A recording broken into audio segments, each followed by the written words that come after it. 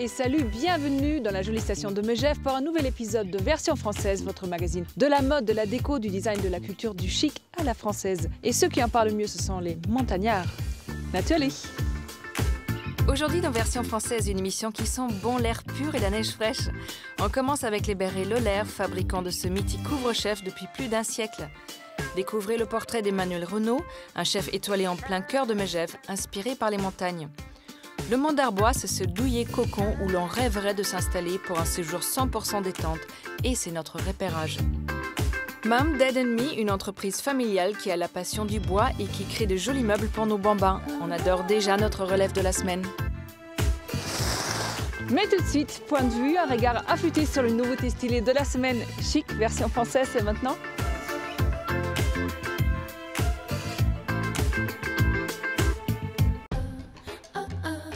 C'est une idée assez incroyable qu'a eue l'artiste Simon Beck. Cet Anglais a envahi la station Les Arcs depuis 2004 pour créer, à la force de ses simples traces de pas, des tableaux gigantesques à même le sol. Des véritables œuvres du land art qui donnent le tournis.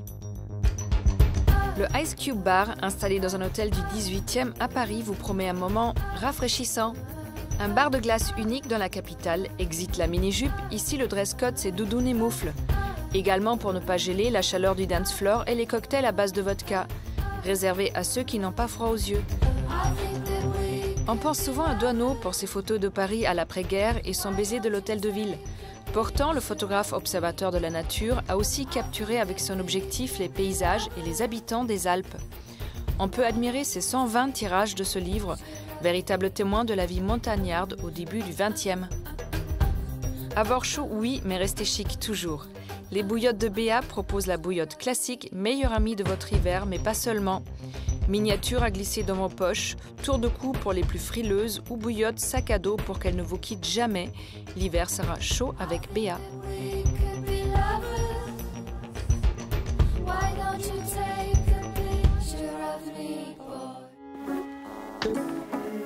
Direction tout de suite les Pyrénées pour découvrir notre focus sur un mythe de l'image Frenchy, le béret.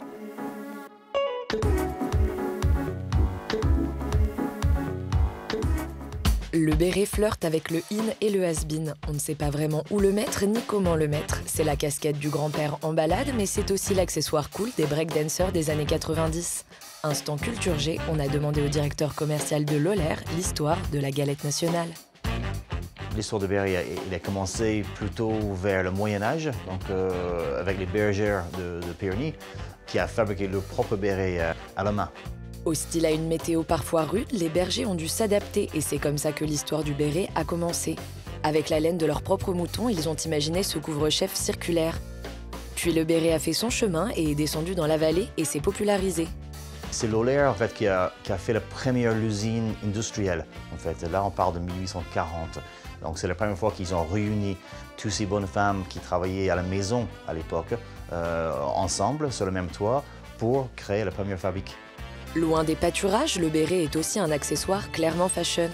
Mais ce n'est pas la première fois que le béret était à la mode. Donc ça fait 70 ans qu'on Lohler vend les bérets aux stylistes et aux marques de la mode, aux magasins prêt-à-porter. C'est dans cette grande usine que la magie opère. On y trouve des machines de tricotage d'antan où on travaille la laine mérinos, la plus douce fibre de mouton pour y tisser de belles toques sacrées signées Lohler.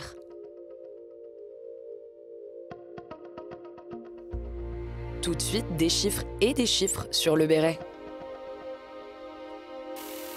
Entre donc 550 et 650 mètres de fil, voire pour le béret de chasseur alpin, on est à plus de 2 km. Entre 80 et 220 grammes, entre 120 000 et 250 000 mailles au niveau du béret, et entre 17 minutes, voire on peut aller jusqu'à 22 minutes pour certains articles. Une fois tissé, le béret doit être feutré et coloré. Vous vous souvenez de votre pull en angora que vous avez passé à la machine à laver et retrouvé en taille 4 ans? Eh bien là, c'est un peu le même principe, mais bien sûr, cette fois-ci, on le fait exprès. On les laisse un long moment dans la machine à laver pas très discrète et on y ajoute des colorants.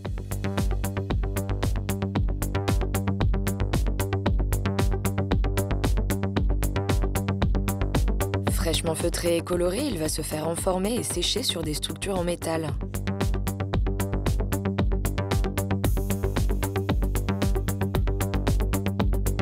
Contrôle manuel, le béret Lohler est rasé de ses derniers bouts de feutre et on enlève, attention, à la pince à épiler s'il vous plaît, les mini-imperfections.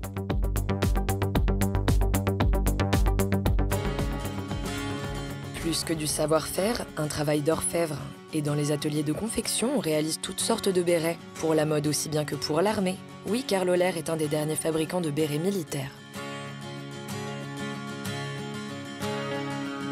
Nous, on laisse de côté le kaki de guerre et notre cœur penche plutôt vers les paillettes, les sequins, velours et motifs.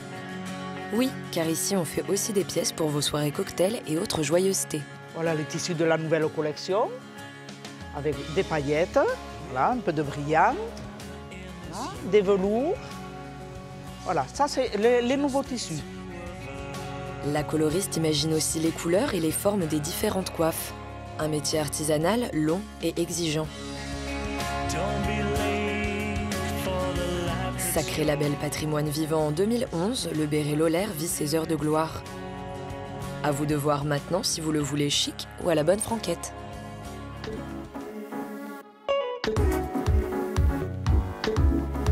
C'est un portrait gourmand que nous vous proposons aujourd'hui avec le chef triplement étoilé Emmanuel Renaud dans son restaurant Flocon de sel à Megève.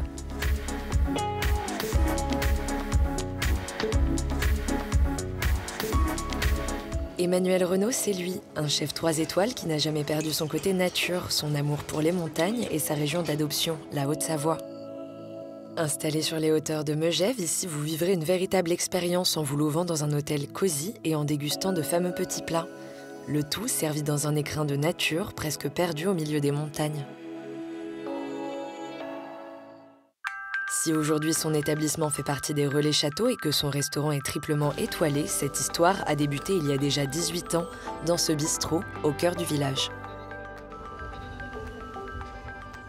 Et déjà, pour Emmanuel, le logement faisait partie de l'aventure culinaire. C'est compliqué de trouver des petits logements dans le centre-ville avec un cachet. Et puis l'avantage, c'est que on est au-dessus du bistrot. Le logement, ça fait partie du restaurateur, de l'aubergiste, de pouvoir prendre quelqu'un du début à la fin, il n'y a que s'en occuper, et pas de s'en occuper, de le cocooner. Ma passion, c'est de retranscrire la montagne dans l'assiette, et les gens, c'est important de les garder un petit peu avec nous pour qu'ils comprennent un petit peu notre philosophie avant de déguster les plats. Allez, hop. De sa cuisine en centre-ville à sa cuisine dans les montagnes, ce qui change, c'est l'espace et la vue. Aujourd'hui, c'est face à une fenêtre qu'Emmanuel cuisine, car la montagne, c'est sa source d'inspiration. Je veux que les gens se promènent à travers la montagne, en partant des bords du lac jusqu'au sommet, avec les racines, avec les poissons, avec les herbes, avec les fleurs, retranscrire ce qui se passe à l'extérieur et faire goûter un bout de montagne dans les assiettes aux clients. C'est au gré des balades, des cueillettes, de ses parties de chasse ou de pêche qu'il trouve l'inspiration pour composer ses belles assiettes. Travailler dans le respect des produits et de ce que la nature offre pour faire vivre à ses clients une expérience unique. On n'a pas de carte pour une saison, et encore plus l'été que l'hiver, mais il y a des produits qui ont 15 jours de vie. Quand il y a des fleurs, quand il y a des herbes, il y a des moments qui sont très très rapides. Par exemple, là, il y a quelques temps, on avait les œufs de poisson du lac. Mais ça dure qu'une dizaine de jours, donc on en fait profiter pendant 10 jours. C'est des produits d'exception, mais où on ne peut pas gérer l'approvisionnement. Donc on vit avec la nature, et c'est la nature qui nous fait dicter la carte et évoluer au gré des journées. Beaucoup de passion et de la bonne humeur. Oh Peter, good morning. Comment ça va? Tout de soleil? Non, j'ai mis de la crème, vous rigolez ou quoi? C'est la recette qui marche dans la cuisine d'Emmanuel.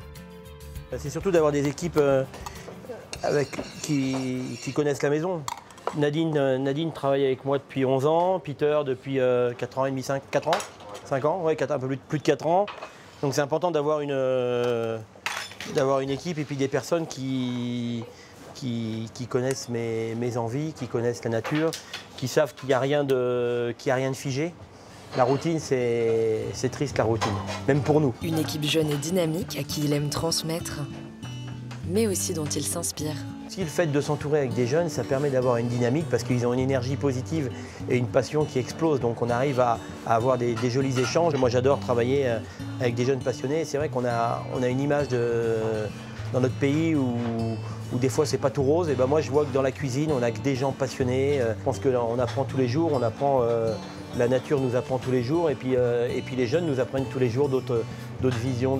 Donc on évolue en permanence, et c'est surtout jamais s'arrêter et penser que tout est acquis. Non, non, rien n'est acquis, et il faut toujours se remettre en question et apprendre pour faire de nouvelles choses. Du bonheur, des couleurs, des saveurs dans les assiettes. La cuisine d'Emmanuel Renaud, elle est belle, grande, fraîche, comme sa montagne.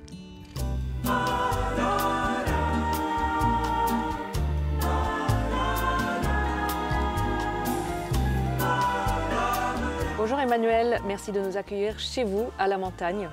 Avec plaisir, bienvenue. C'est vraiment chez vous, ça sent. Pour un Picard, ça vous réussit, hein?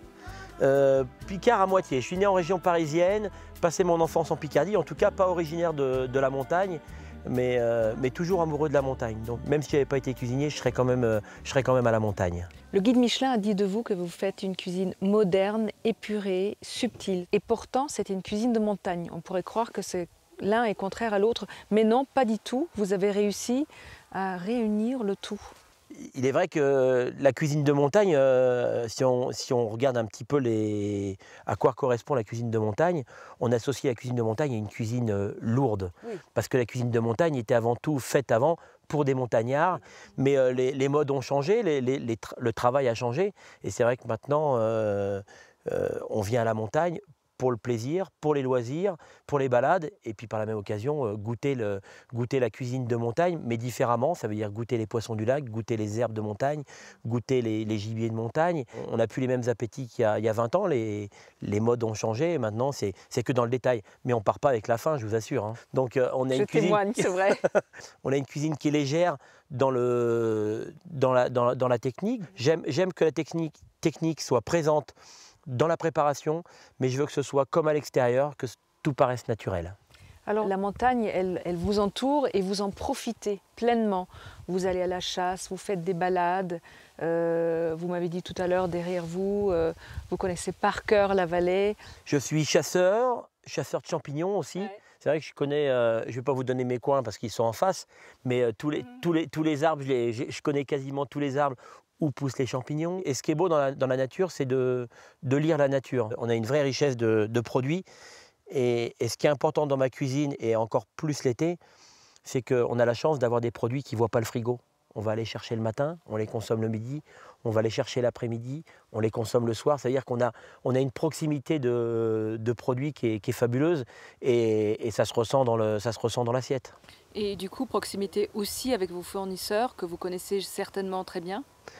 Oui, tous mes fournisseurs sont même plus que des fournisseurs, c'est devenu des amis. Mon pêcheur me ramène ce qu'il y a de meilleur. À certaines périodes de l'année, il va me donner que les fers à mâle, parce que les femelles, après différents tests, on s'est aperçu que la chair était un petit peu moins bonne. Pareil pour mes cultivateurs qui s'occupent de me faire tous les légumes. Alors eux, ils sont dans la vallée, à côté d'Annemasse, et je leur fais planter à l'automne, au printemps, je leur fais planter des choses pour que ça arrive à maturité à telle période. Et ça, c'est important d'avoir une vraie proximité avec ces gens-là, parce qu'ils connaissent ma cuisine, je sais comment ils travaillent, et ça permet d'avancer. Et puis tous les ans, on fait des petits réglages, ça évolue au fur et à mesure. Alors vous avez tout fait dans le bon ordre, 2003, 2006, 2012, première, deuxième, troisième étoile. C'est quoi la prochaine étape? La prochaine étape, je vis au jour le jour, ça veut dire que la cuisine évolue. J'ai plein de projets, il y en a certainement qui arriveront à terme, d'autres qui n'arriveront pas à terme. Mais en tout cas, c'est toujours une remise en question. Et si j'avais un vrai projet de futur, c'est de faire une belle transmission. Et je pense qu'une belle transmission, ça se prépare jeune. Donc je me considère encore comme jeune pour pouvoir dès maintenant préparer peut-être dans 10 ans, 15 ans, ma transmission avec d'autres jeunes pour pouvoir faire un vrai passage de témoin pour ce que j'aime dans la cuisine. C'est le fait de venir le matin avec que du plaisir, pour donner du plaisir aux clients. Et ça, c'est notre plus grand bonheur. Parce qu'on fait des recettes, on crée, mais le plus grand bonheur, c'est un client qui revient et puis qui devient plus qu'un client. Mon plus beau compliment, c'est quand un client me dit « ce qu'on mange chez vous, on le mange nulle part ailleurs ». Et pour moi, ça, c'est merveilleux. Ben, c'est vrai.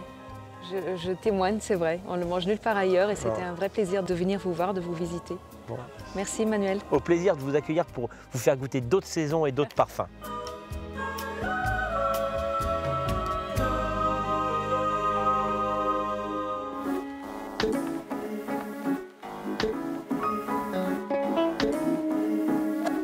Repérage tout de suite au Mont d'Arbois, un hôtel-restaurant spa où il fait bon poser ses valises pour un grand bol d'air pur.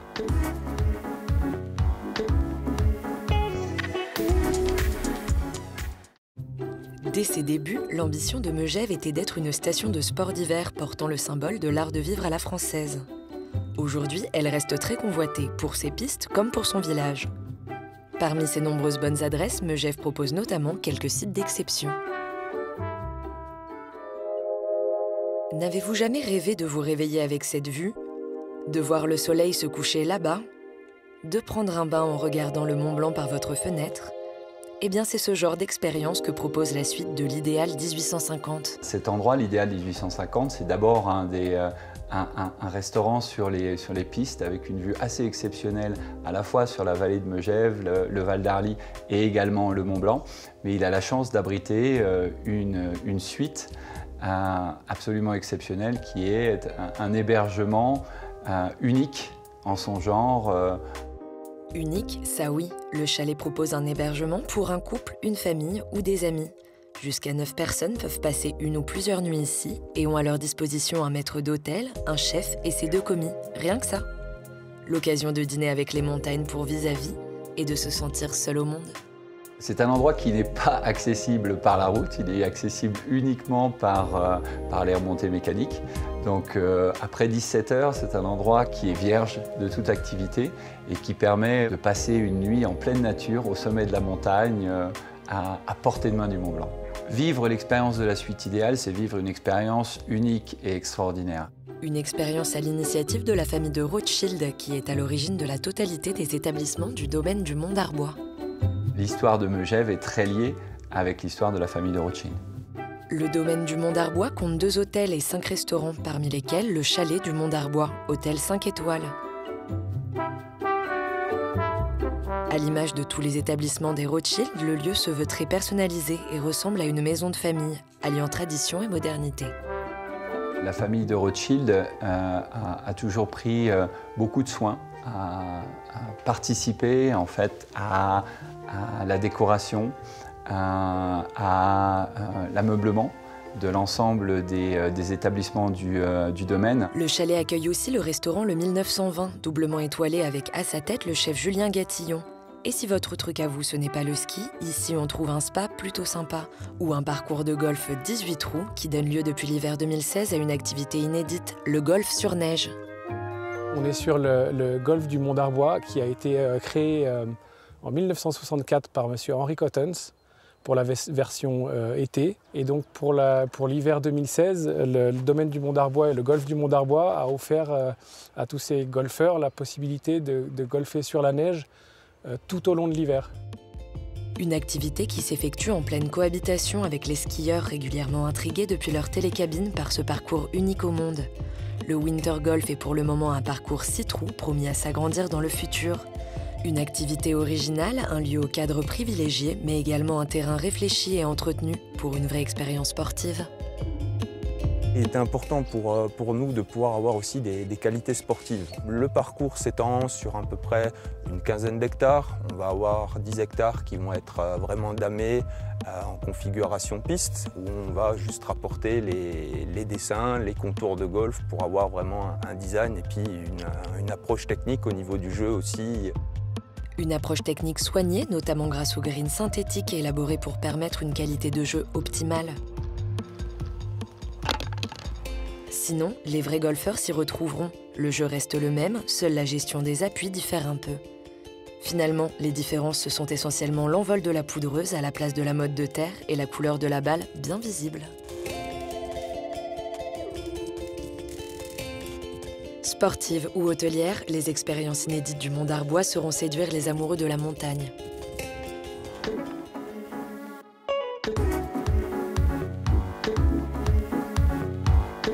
Rencontre avec une famille pleine d'énergie qui crée des meubles pour enfants tout en bois.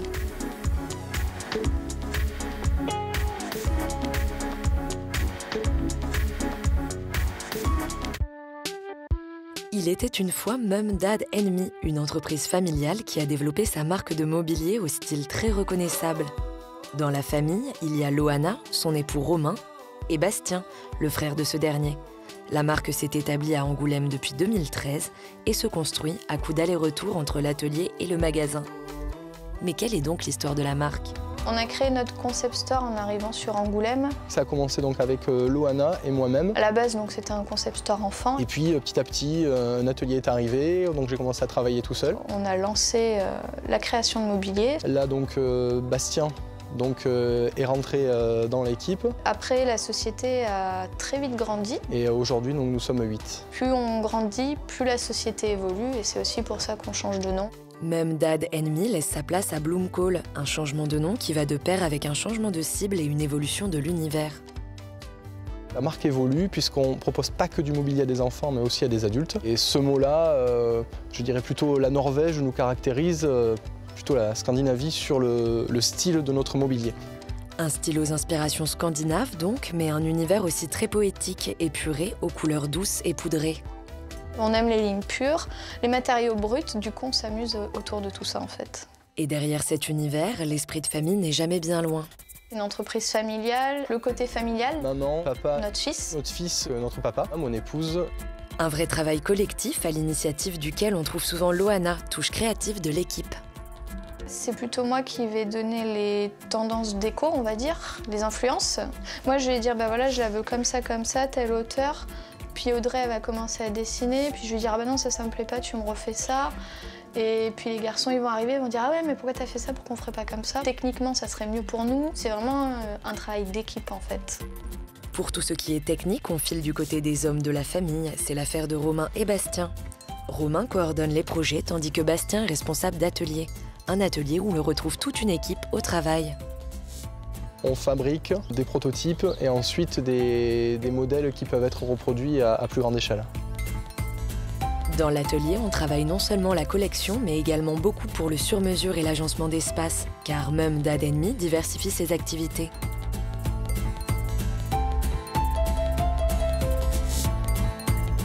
Le bois est au cœur de la fabrication de la marque, non seulement parce que cela correspond à l'esprit, mais aussi parce que Romain et Bastien sont fils de menuisiers. Le matériau qu'on utilise le plus, c'est le contreplaqué. Le contreplaqué, donc le panneau, en bouleau, en peuplier, en chêne. Voilà, ce sont les trois essences et le hêtre aussi que l'on utilise le plus souvent. Autre valeur clé pour la marque, le Made in France. On fabrique dans l'atelier, mais on sous-traite aussi à des ateliers charentais et français, une fois que les projets sont bien rodés. Mum Dad Me est entièrement français, donc des matériaux, jusqu'à la fabrication, donc qui est faite dans nos ateliers ou alors dans d'autres ateliers avec lesquels on collabore. Retour au magasin où la collection s'expose. Ultime mot-clé de la marque, la modularité. Vous allez pouvoir ici moduler votre cuisine suivant votre intérieur, donc choisir plus ou moins de caissons, vos couleurs, intégrer le micro-ondes, le frigo, enfin voilà, tout est possible. Nous avons 4 hauteurs de pieds, S, M, L, XL. Le pied L correspond à une table de repas qui est modulable avec tout notre mobilier. Vous pouvez également choisir la couleur ou la forme du pied, compas ou tourné. Vous allez pouvoir également choisir votre plateau ou votre caisson suivant le produit qui vous intéresse. Et donc vous allez moduler votre table grâce à ces piétements. Et donc là nous retrouvons une table manche debout avec un plateau de taille M avec une composition de pieds en XL. Je pense qu'on est tous contents de retrouver un mobilier qu'on peut personnaliser et pas forcément retrouver chez sa copine. Alors elle va peut-être avoir dans l'idée la même chose, mais pas de la même couleur ou sur la même hauteur, avec le même piétement. Et ça, c'était très intéressant pour nous de développer cette partie-là. Mum Dad Me devient Bloomcall donc. Prochaine étape pour cette famille pleine d'ambition, un espace plus grand où s'associeront magasins, ateliers visibles au public et espaces de restauration. Une jeune marque qui n'a pas fini de grandir.